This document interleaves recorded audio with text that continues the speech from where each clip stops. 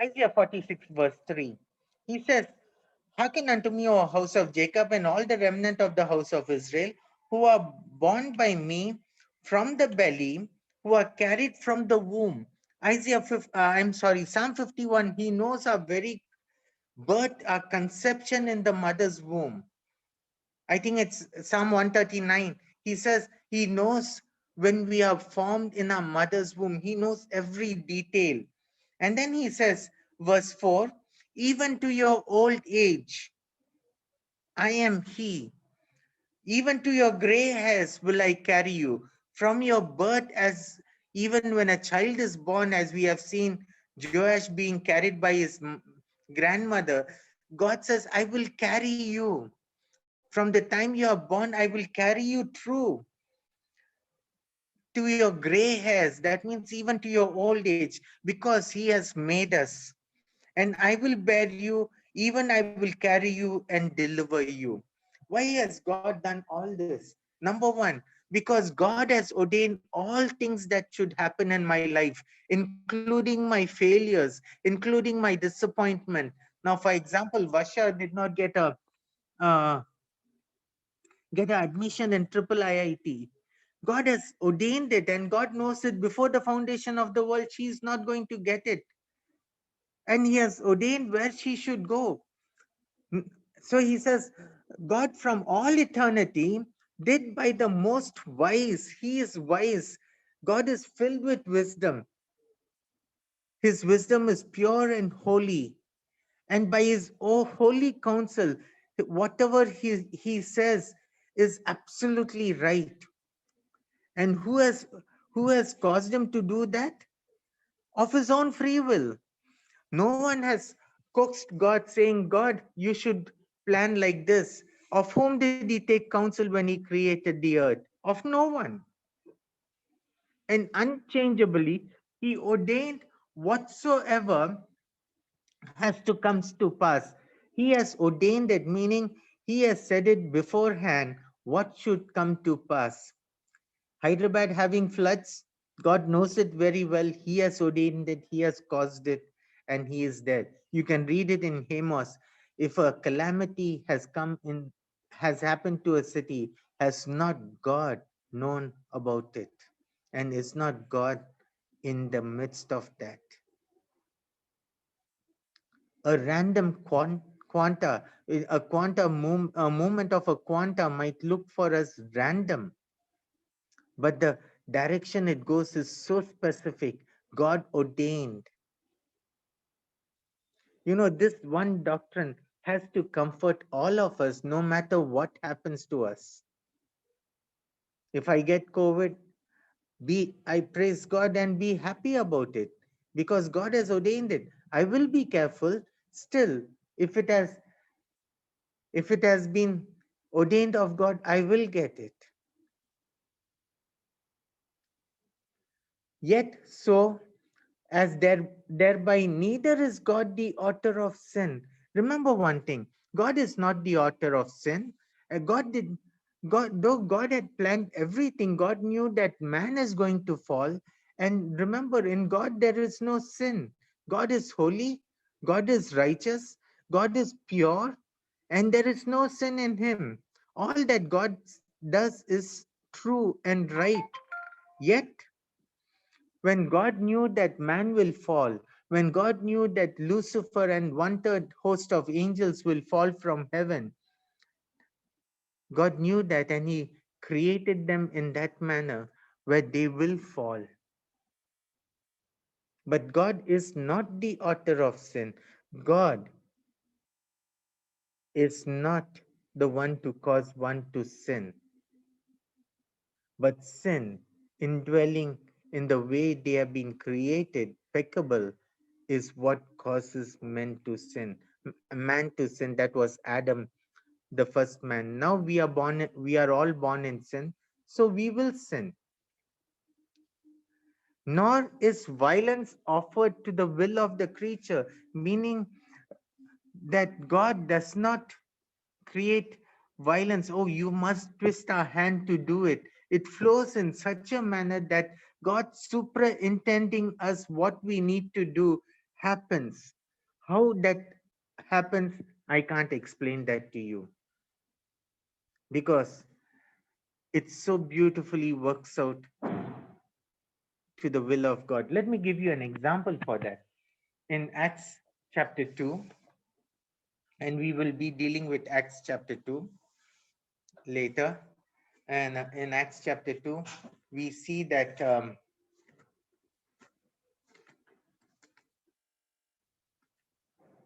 it says, verse 22, you men of Israel, hear these words. Jesus of Nazareth, a man approved of God among you by miracles and wonders and signs which God did by him in the midst of you, as you yourself know, him being delivered by the predeterminate counsel and foreknowledge of God, you have taken and by wicked hands have crucified and slain him. You did it, and you think you did it, but it was foreordained, and it was the determinate counsel of God that you should crucify him. And you can think of in 1 Kings, I think, where it talks of Ahab, who 1 Kings 20, where the arrow was.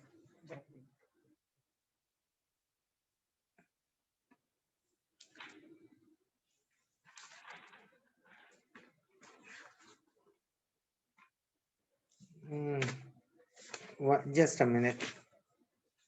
I'm looking at Second Kings. No, 1 Kings. 1 Kings 22,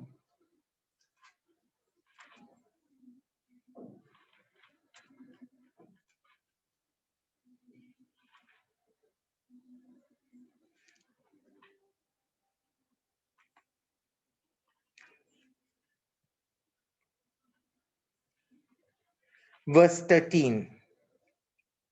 30, verse 30. And the king of Israel said to Jehoshaphat, I will disguise myself and enter into the battle, but put on your robes. And the king of Israel disguised himself and went into the battle.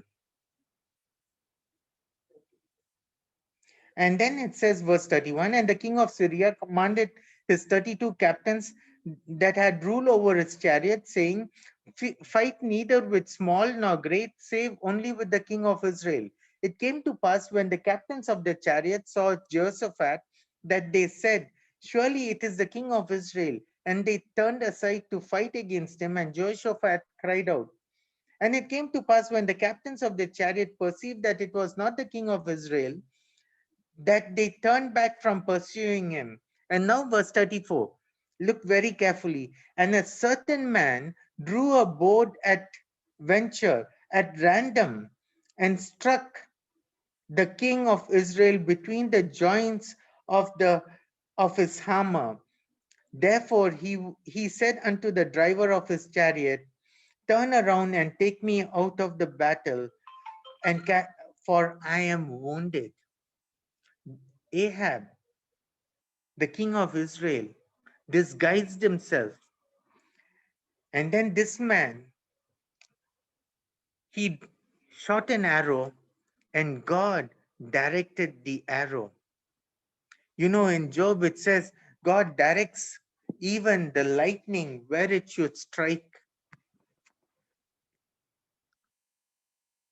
God is actively involved in everything that happens on the earth. And he is involved so beautifully that man does it of his own will. He obeys, the will of man obeys God so beautifully. What he wants to be done is done. Nor is the liberty or contingency of second causes, we are the second causes, taken away, but rather it is established. God ordains all things that take place without canceling the secondary agency. Now you can go back to the Garden of Eden. God knew Adam and Eve will fall, and in his perfect wisdom, he knew what they will do. And yet, Satan just came and spoke to Eve But did Satan twist Eve's hand and Adam's hand to say, pluck the tree, pluck the fruit from the tree? Did Satan pluck the fruit and give by force to Eve? No. Eve perfectly fell into the trap of Satan and took, because it was pleasing to her eyes. It so beautifully happened that the purposes of God is being fulfilled. Whatever happens is ultimately ordered by God. If you can read Ephesians 1:11, please.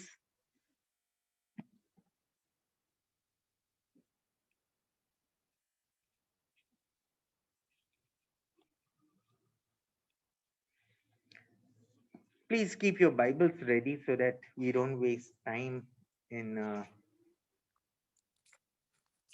your passages Yes, ready. yes. 1 second. Just few minutes, few seconds.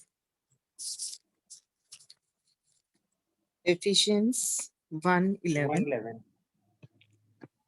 In him also we have obtained an inheritance, being predestined according to the purpose of him who works all things according to the counsel of his will. Let's look the second part of that verse, because the first part of that verse we will look at it in the later stage.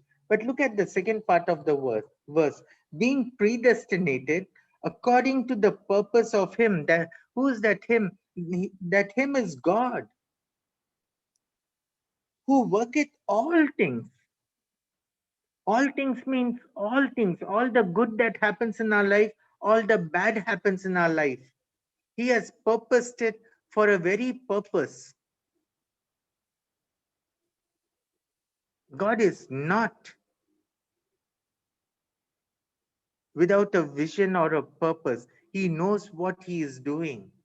Many a times we do, not knowing what we are doing. It's not so with God. God, who is all wise, has a purpose in everything that he does. All things, after what? After the counsel of his own will. What he desires happens. He does it so perfectly well. And no one can fight against his counsel. No one can stand against his counsel. Romans 11.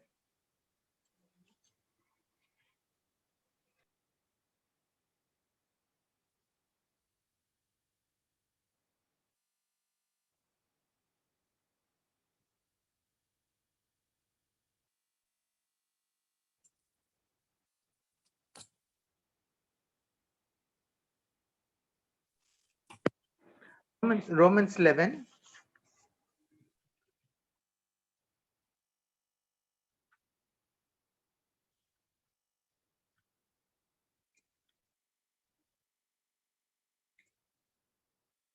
Sister Shadda, you can read it in Telugu, or else I will read if it's taking time. Okay.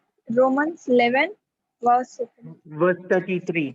Ask mommy to read that. verse 7. వినిపించు 33. 33. Okay. రోమియోలా 11. Please keep your Bibles ready with those verses so that we don't waste time. ఇప్పుడే అన్నం ఇటు mummy నేను తీసిస్తా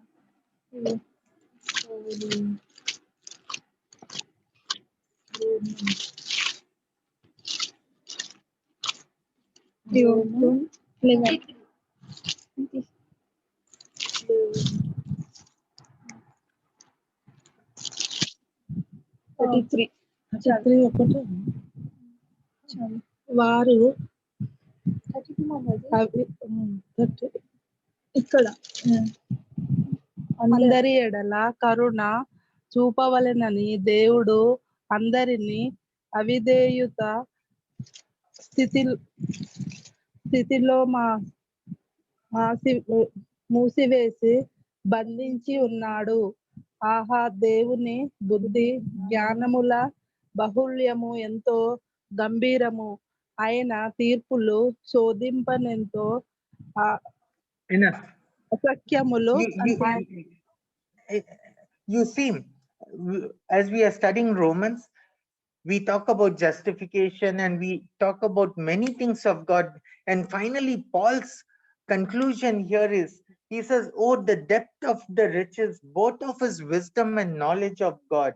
In other words, who can understand this? Who can understand justification perfectly? None of us. We still struggle to understand it to the extent God has revealed it. The depth of it, who can understand it? He says, the riches of God's wisdom and knowledge of God. How did he do all these things to save you and me? He comes to that conclusion of, actually it's a praise or a doxology that he praises this. How searchable are his judgments? Who can search his judgments? And his ways past finding out. We just can't understand the way God works. It's so amazing the way he works. Why should he call you and me to that saving knowledge only and leave others? In what way are we better than anyone else? We are damned to hell, but God chose you and me. Why? We can't understand that. Just who has known the mind of the Lord? Who has known his mind? None. Only the Trinity knows that mind. Only the triune God, the Father, Son, and the Holy Spirit, they know each other. Or who has been his counselor in all that he predestined? Turn with me to John chapter 3. You know, though it's a little bit out of context, yet it makes a point for us thinking from the human side. Verse 5, Jesus answered, verily, verily, I say unto you, except a man be born of water and of the Spirit, he cannot enter into the kingdom of God. That which is born of the flesh is flesh. That which is born of the Spirit is spirit. Marvel not, I said unto you, you must be born again. And here it says, the wind bloweth where it listeth, verse 8. Or the wind bloweth where it wishes, how it wants to go. Who is controlling that wind? It's God. For us, it's going on a random, we do not know where it comes, where it goes, how it comes. But God knows every detail. And then he says, you hear the sound thereof, but you cannot tell whence it came and whither it goeth. So is everyone who's born of the Spirit. In other words, all that we are looking at an omniscient God, an all-knowing God, the God who knows everything in detail from the end, from the beginning. He knows in which year the earth is going to end, in which year he is going to come. He knows every detail. You can turn to Hebrews chapter 6, verse 17.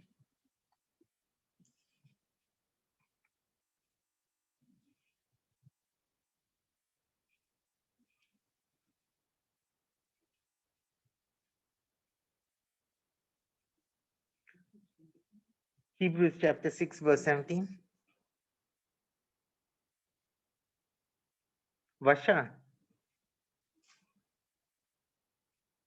Or ఒక్క else let నిమిషం. me read it. Wherein God, willing more abundantly to show unto the heirs of promise the immutability or the unchangeableness of his counsel, confirmed by an oath, that is, by two immutable or unchangeable things which is impossible for God to lie, we might have a strong consolation who have fled for refuge to lay hold upon the hope that is set before us. In other words, in verse 17, God willing or God determining more abundantly to show unto the heirs of the promise. Who are the heirs of the promise? You and I, through Jesus Christ. What is how? Because his promises do not change because of his counsel, the unchangeableness of his counsel. What he has said will stand for all eternity. The gift and calling of God is irrevocable, says Paul in Romans, and it is confirmed by an oath. Whatever God says is not almost, is an oath, because he does not change. Think of this, Darius, who was the emperor during the time of Daniel, he made a decree and he says, even I cannot change it. If an earthly king can say that, how much more are the words of a heavenly king who is above all wise and holy and pure and true. Romans 9, verse 15.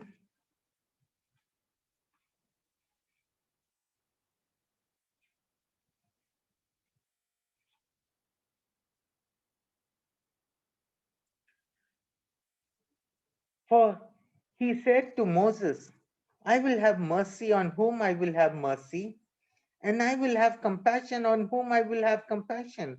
Verse 18, therefore has he mercy on whom he will have mercy, and whom he harden it. God is the one to show mercy on whom he wills. Whom is he showing? Turn with me to Exodus chapter 33 for a minute, please. Exodus 33, and let me read from verse 18. Okay, let me read from verse 12. And Moses said unto the Lord, see, thou sayest unto me, bring up this people, and you have not let me know whom you will send with me. Yet you have said, I know thee by name, and you have also found grace in my sight. Look at the way Moses is telling God, God, you know me by name. Now, therefore, I pray thee, if I found grace in your sight, show me your way, that I may know thee, and I may find grace in your sight, and consider this nation is thy people. Verse 14, and he said, my presence shall go, that is, God is saying to Moses, my presence shall go with thee, and I will give thee rest. And he said, and Moses is saying unto God, if your presence go not with me, carry us not from here. For therein shall be known here that I and your people have found grace in your sight. Is it not in that you go with us? So shall we be separated, and I and your people, from the people that are upon the face of the earth. Verse 17. And the Lord said unto Moses, I will do this thing also that thou hast spoken, for thou hast found grace in my sight, and I found you by name. Verse 18, and he said, I beseech thee, show me your glory. Moses is asking God, show me your glory. And what does God say to him? My glory. He's responding to Moses, and he said, I will make my goodness pass before you. I will make my goodness to pass before you, and I will proclaim the name of the Lord before you, and will be gracious to whom I will be gracious. That is the glory of God. The glory of God is not in saving the whole world. The glory of God is in him being gracious to whom he wants to be gracious, and will show mercy on whom he will show mercy.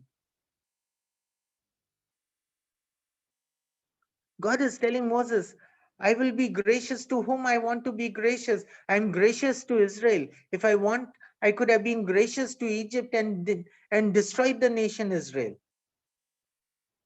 But God chose Israel so that he says, I will be gracious to you. What happens to the rest of the nations? He has hardened himself against them. And Romans 18, then he says, Therefore, he has mercy on whom, 9:18, on whom he will show mercy, and he will harden his heart on whom he will harden his heart. When does this happen? Before the foundation of the world, before eternity, when there was none,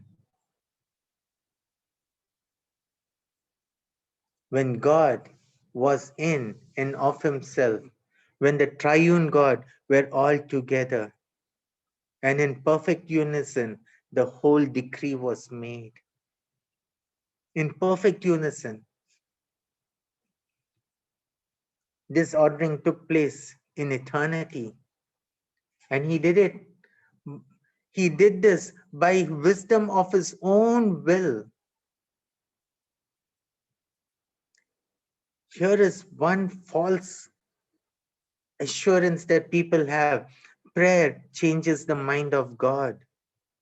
Prayer doesn't change God. God answers our prayer if we pray according to his will.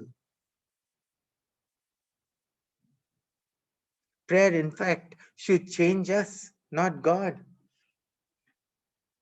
Turn with me to Matthew chapter 6 for a minute, please. Matthew 6. And we know the Lord's Prayer. Our Father who art in heaven, verse 9, hallowed be thy name. Verse 10, thy kingdom come, thy will be done on earth as it is in heaven. If we really think about it, God, the will of God is being done on earth because it was decreed in heaven. Now everyone is watching the election in USA between Joe Biden and Trump. You may vote, but ultimately the decision belongs to God when, who is going to win. And that decision happened before creation in eternity past.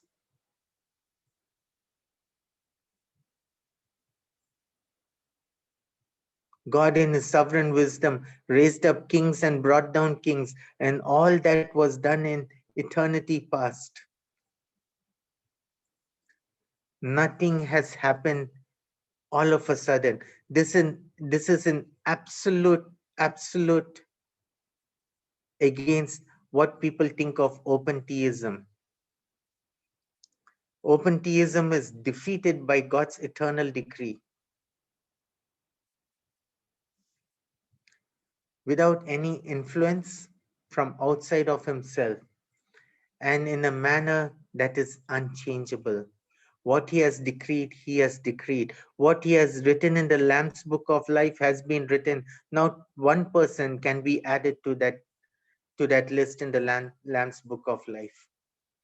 Nor can one person be removed from that Lamb's Book of Life.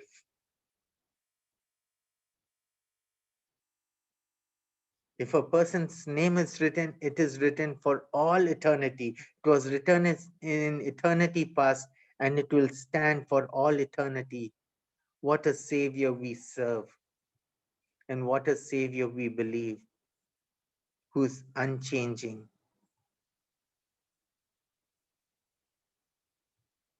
And when God is ordering all this to happen, he does it perfectly without him becoming the author of sin. He's the author of our faith, but he's never the author of sin. We can't accuse God saying, God, you caused me to sin. You have caused this to happen. All sin is done by me. I'm the sinner. James chapter 1 verse 13. Let no man say, okay, let's go to verse 12. Blessed is the man that endureth temptation, for when he is tried, he will receive the crown of life which the Lord has promised to them that love him. And that promise has been made in eternity past, and he knows who is going to love him, and he also knows who is going to stand through all the trials and the testings that they are going to come through. In chapter 1, verse 2, my brethren, count it all joy when you fall into diverse temptation of various trials, knowing that that the testing of your faith produces patience. He giveth grace. He giveth more grace when you are tempted. He walks along with his people when they are being tested. In all the affliction, he was afflicted. James 1:13 says, so let no man say when he is tempted, I'm tempted of God. You're tempted of the world, of your flesh, the lust of the eyes, the pride of life, and the lust of the flesh.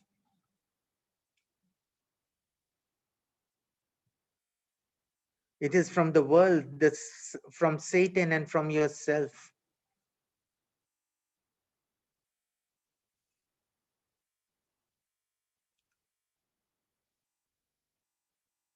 For God cannot tempt with evil, neither tempted he any man. Verse 17, every good gift and every perfect gift is from above, and cometh from the Father of light, with whom there is no variableness, or with whom there is no variation or no changing at all, neither shadow of turning. Of his own will, of God's own will, begat he us with the word of truth. We were born again with the word of truth when the gospel was preached, and the Spirit of God quickened our hearts to receive the gospel. And when we were regenerated, when we were born of the will of God, that was caused by God's own will. That we should be the kind of first fruits of his creatures. God is not the author of sin. Never can we ever blame God saying, God, you have caused me to do this. Remember, all the good things that we do is caused by God and the Spirit of God working in us. And only those things that the Spirit of God who causes us to do the will of God is acceptable to him. Even the good that we do according to the flesh is damnation.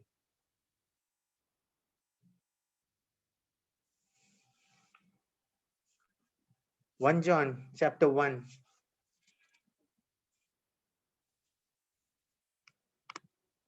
This then is the message which we have heard of him and declare unto you, that God is light and in him is no darkness at all. Thank you, Auntie. It says, this is the message. What is that message which God has spoken to us through Jesus Christ? What is he saying? That God is light and in him no darkness. And remember, the scriptures always shows darkness as sinful because he calls sin, and all that is being done is the work that is being done in darkness. It's the work of darkness. But in God, there is always light. Light exposes, and God is light. He's the true light.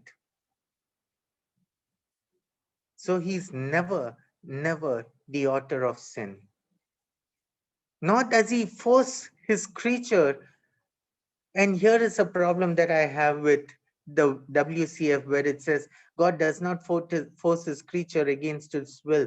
No, in the day of his power, his people will be willing. God subdues the hearts and the minds of his people. He brings victory. He causes them. and he subdues them. Micah says that our minds are subdued by him.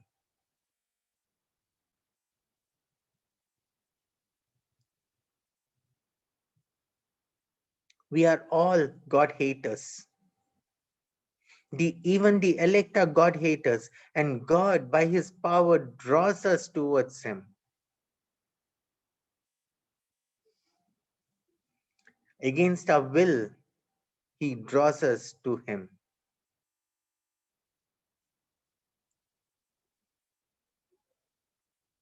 We can read Acts, we read Acts 2:23. Acts 2:23. Him being delivered by the determined purpose and foreknowledge of God, you have taken by lawless hands, have crucified and put to death. We saw that before in Acts, Matthew 17, verse 12.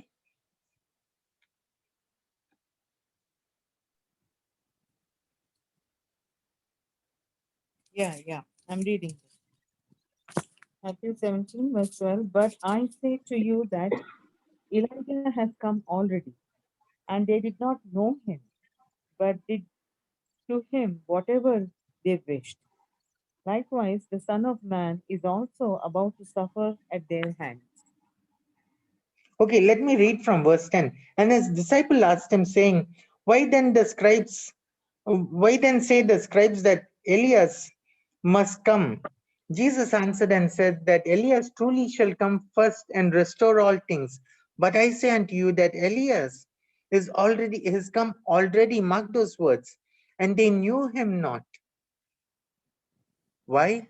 Their sinful eyes have blinded them that they could not see who he is, but have done unto him whatsoever they listed, or whatsoever was wished, or God has ordained, they have done it unto him. They called him, what did they call him? That he's working with the power of Beelzebub. He's a friend of sinners. He's a drunkard. He's a winebibber. He's a glutton. They mocked him. Here is the very creator walking, and they could not see him because their own flesh has blinded them that they could not see him. Likewise also shall the Son of Man suffer of them. Acts chapter 4, verse 27 and 28.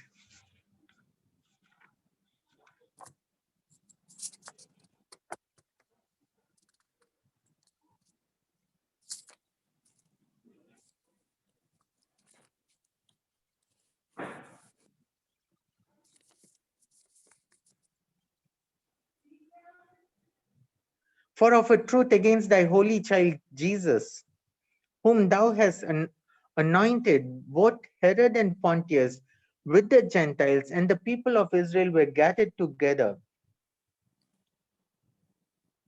for to do whatsoever thy hand and thy counsel determined, or thy purpose determined before to be done. Let me read it again. For of a truth against thy servant Jesus, whom you have anointed, whom both Herod and Pontius, along with the Gentiles and the people of Israel who were gathered against Christ, they were all specifically for that very purpose, to say, crucify him, crucify him. For to do what? To do whatsoever your hand and your purpose or your counsel determined before to be done, before eternity to be done. That Christ should be crucified, that Christ should be slain between two criminals, that he should be handed over the chief priest and the governor should hand him over back to the people so that they will crucify him. They said, let Barabbas go, but crucify Christ. Was it all of a sudden that was planned, or was it God's determinate will that was determined before the foundation of the world? John 19, verse 11.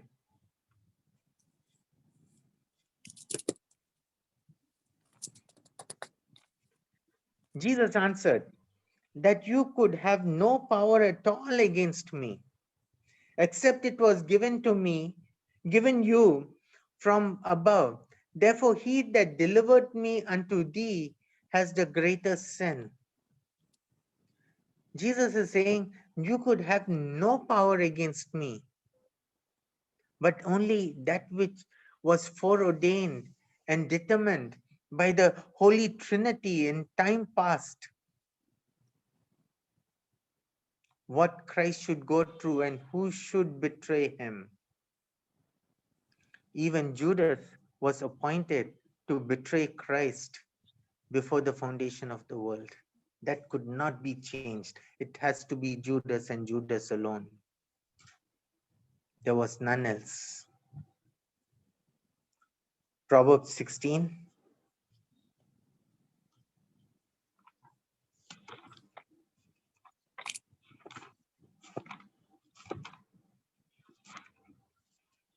Verse 33. And the lot is cast into the lap, but the whole disposing is of the Lord. For example, even if the lot has been of Vasha, if the lot has to be put, if it has to be picked up, the whole disposing of that lot is of God. We can read that in Jonah. The lot was cast and it came unto Jonah. Who did it if it's not God?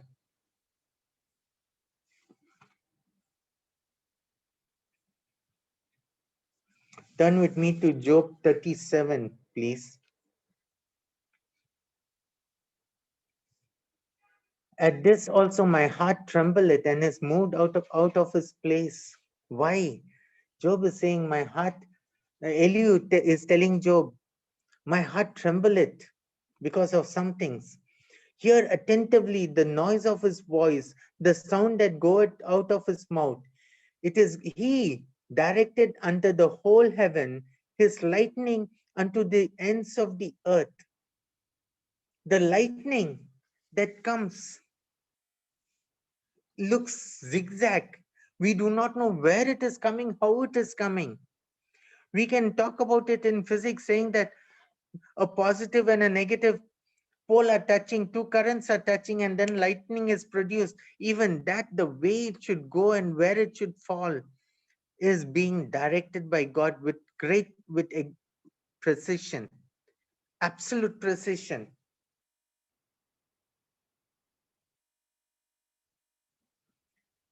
Verse 4, after it, a voice roared.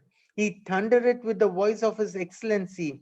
He will not stay them when his voice is heard. God thundered marvelously with his voice.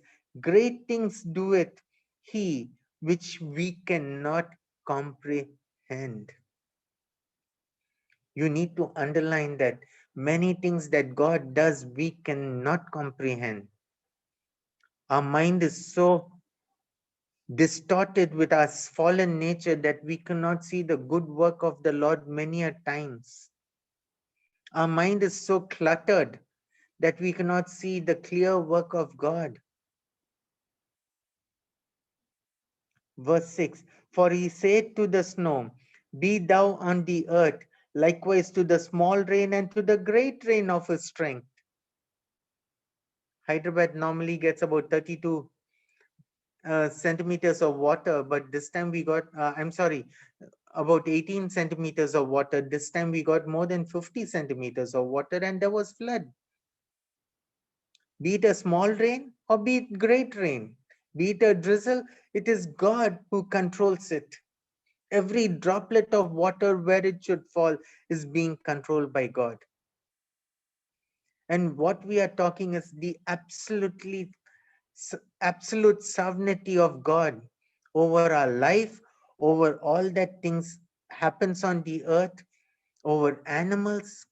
Not a bird falls down to the ground without his permission.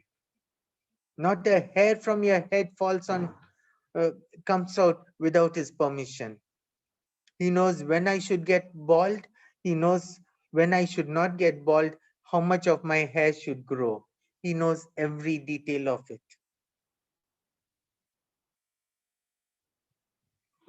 Verse, verse 6, verse 7. He sealeth up the hand of every man, that all men may know his work. Then the beasts go into dens and remain in the place. Out of the south cometh the whirlwind, and the cold out of the north. By the breath of God, frost is given, and the breath of the waters is straightened. Please read 37, 38, 39. You see the marvelous working of God.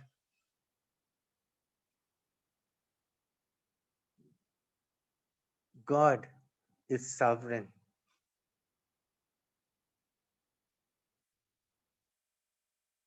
We just fall down prostrate before the sovereign Lord, saying, whatever you do, Lord, is good in my life. This one doctrine is such a comfort to all of us, that God, who loves you and me, knows all that we go through, and he carries us through. It's so precious to us because God, in his own wise counsel of his own will, has caused disappointment, has caused sorrow, has caused frustration, has caused failures, and also he is the one who caused all success, who has blessed us with all joyful and good things. Everything we can say, Lord, we take it from you. I think it is Annie J. Flint who said in a hymn, all that we go through comes from a loving Father's hand. Shall we not accept it? Because God has eternally decreed of what you and I need, and what you and I need to go through it. What a glorious Savior and what a loving Father do we have. God bless you all. Let me add one more thing. Thank you, Joel. Let me add one more thing. That's why even in our prayers, we have no right to command God. We only plead with a sovereign God. In our prayers, we are not here to inform him, because he already knows every detail. Our prayers should be a prayer of basically when we put our supplication, a, a prayer of pleading and begging. Lord, if it's your will. Yes, brother. Let me go to one more verse in John chapter 3. We always quote John 3:16, right? And we know of God's when we are thinking of God's eternal decree, that he shows mercy on whom he will, and he harden at whom he wills. You look at John 3:18. He that believeth on him is not condemned. Why? Because God has already caused this to happen long before, so that he should believe on him, and at an appointed time he believes on him. But he that believeth not is condemned when? It says already. When is already? Before eternity. In eternity past, he is already condemned, which is being manifested now by the rejection of the gospel. It's being manifested now by the rejection of the gospel. That's another thing. We don't manipulate the gospel to bring in people. We preach the gospel with all clarity and with boldness, so that those who reject the gospel will reject it. My sheep will hear my voice and they will come to